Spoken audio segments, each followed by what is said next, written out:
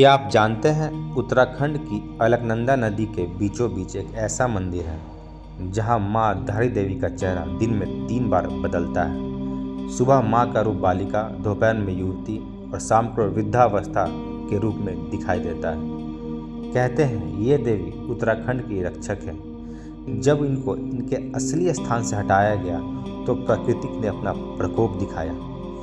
2013 में जब इस मंदिर को ऊंचा उठाया गया था, उसी दिन आई थी केदारनाथ की भयानक बाढ़, जिसे आज भी लोग मां का क्रोध मानते हैं। अलकनंदा के तेज बहाव में विराजमान मां धारी देवी सिर्फ आस्था नहीं बल्कि शक्ति और चेतावनी दोनों का प्रतीक है। इस धरती की रक्षा करने वाली मां धारी देवी के दरबार में हर भक्त की पुकार सुनी जाती है। तो आइए चलते हैं इस अलौकिक और अद्भुत यात्रा पे।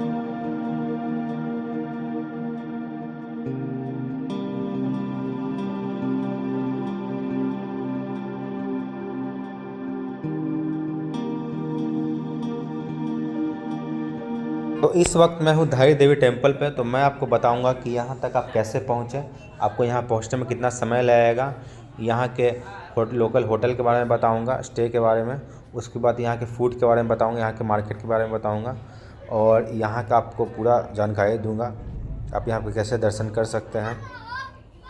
तो पूरी जानकारी के लिए बने रहिए इस वीडियो में। तो धारी देवी टेम्पल जाने के लिए आपको रुद्रप्रयाग का बस पकड़ना होगा। जो धारी देवी टेम्पल रुद्रप्रयाग से 7 किलोमीटर पहले पड़ता है।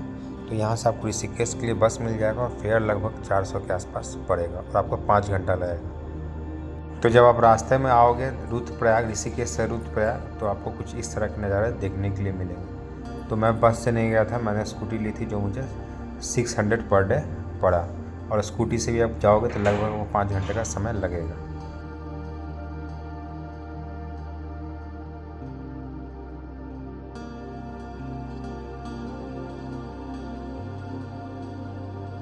तो मैं पहुंच चुका हूं धारी देवी टेम्पल और ये जो आप देख रहे हैं ये मार्केट है और ये सामने यही धारी देवी टेम्पल का मेन गेट है। और यहाँ पे आप देख सकते हैं अच्छे रेस्टोरेंट हैं और होटल स्टे तो यहाँ पर उतने अच्छे नहीं है। अगर आपको रुकना है तो आप रुद्रप्रयाग में रुक सकते हैं। तो यही एंट्री गेट है माँ धारी देवी टेम्पल का। तो आइए चलते हैं और इस तरह का कुछ आपको सीढ़ियाँ मिलेगी, लंबी लंबी सीढ़ियाँ यहाँ पर मिलेंगी आपको और यहीं से आपको नीचे उतरना है। और रास्ते में आपको इस तरह के कुछ मंदिर मिलेंगे खूबसूरत और बीच बीच में बैठने के लिए भी बना हुआ है। अगर आप चढ़ते हैं और थक जाते हैं तो और वो देखिए हमें वहाँ पे जाना है बिल्कुल नीचे। तो थोड़ा रास्ता ये लंबा है, लगभग 2 किलोमीटर का ये ट्रैक है और शेडिंग की हुई है।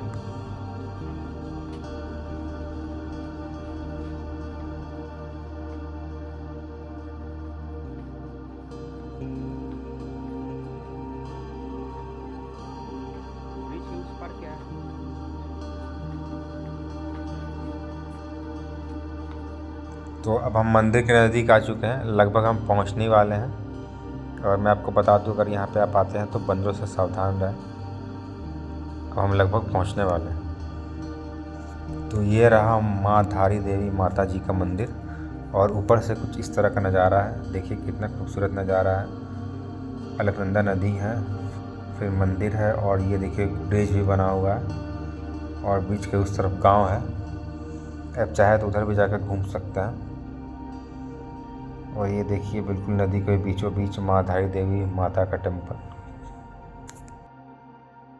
तो अब हम आ चुके हैं माँ धारी देवी टेम्पल के मेन गेट के पास, मतलब जहाँ से एंट्रेंस है मंदिर का। नीचे हम लोग आ चुके हैं और ये इस तरह कुछ मार्केट है यहाँ पे आपको देखने के लिए मिलेगा। अगर आप यहाँ प्रसाद लेते हैं तो 50 का प्रसाद मिलता है, 100 का भी मिलता है। तो आप नीचे से भी प्रसाद ले सकते हैं, ऊपर भी प्रसाद मिलता है, लेकिन ऊपर से लेने की ज़रूरत नहीं है क्योंकि ऊपर हो सके आपको थोड़ा महंगा मिलेगा।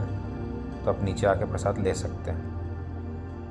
और एक बात मैं आपको और बता दूं कि आप जहाँ से भी प्रसाद लोगे तो वहाँ पे आप अपना सामान भी रख सकते हो, बिल्कुल सेफ़ है। मैंने भी अपना सामान रखा था जहाँ से भी आप प्रसाद लोगे और ये बिल्कुल फ्री है अपना सामान रखना। तो ये रहा मुख्य गेट, ये छोटा सा ब्रिज बना हुआ है और सामने बिल्कुल ये ब्रिज क्रॉस करोगे आप, ये नदी के ऊपर ब्रिज है तो आपको मंदिर के पास आप पहुंच जाओगे।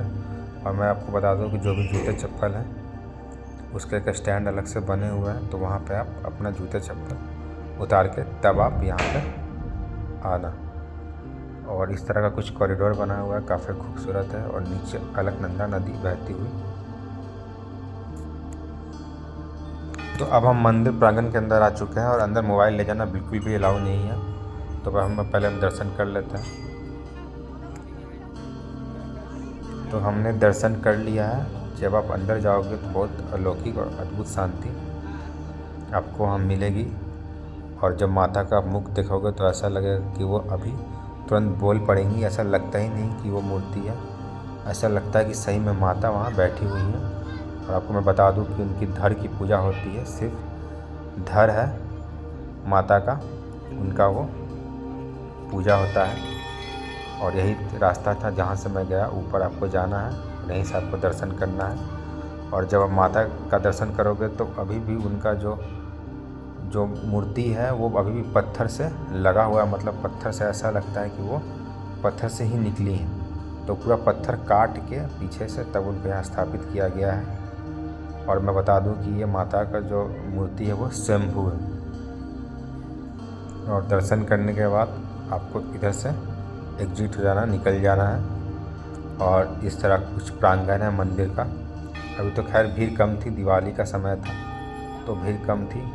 मैं भी किसी और समय भीड़ रहती होगी, लेकिन अभी भी थोड़ी बहुत भीड़ थी यहाँ देखने के लिए मिली। तो अब हम दर्शन करके मंदिर से बाहर आ चुके हैं। और ये देखिए बाहर का नज़ारा। इसी ब्रिज से हम लोग मंदिर तक गए थे। और सामने अलकनंदा नदी। और बाहर का नज़ारा भी काफ़ी खूबसूरत है, काफ़ी खूबसूरत लगता है ये मंदिर बाहर से देखने में, जिस तरह से इसका निर्माण किया गया है। और अभी पानी तो थोड़ा कम लग रहा है ये अलकनंदा नदी में।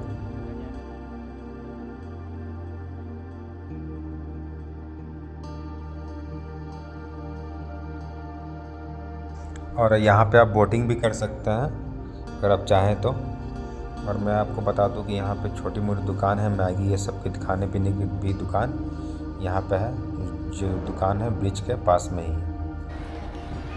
और अभी हम ब्रिज पे हैं और यहाँ से नज़ारा देखिए, सामने पहाड़ और काफ़ी चौड़ी नदी है। यहाँ पे काफ़ी स्पेस मिल रहा है नदी को फैलने का।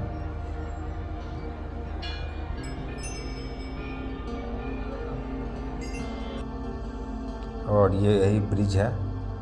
ये ब्रिज जो है आपको क्रॉस जब आप करोगे तो उस तरफ गांव है, उधर कुछ घूमने के लिए नहीं है। अगर आप चाहें तो इसी तरह ट्रैक करके उधर जा सकते हो। काफ़ी अच्छा खूबसूरत ब्रिज है ये।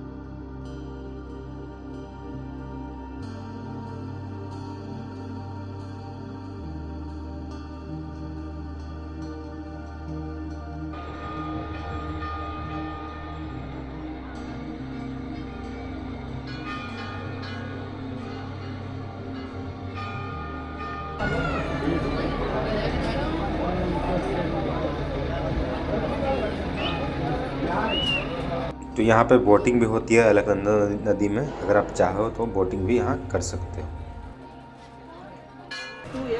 तो मैं आपको रोड के ऊपर का व्यू दिखा देता हूँ। इस तरह का व्यू है रोड के ऊपर का।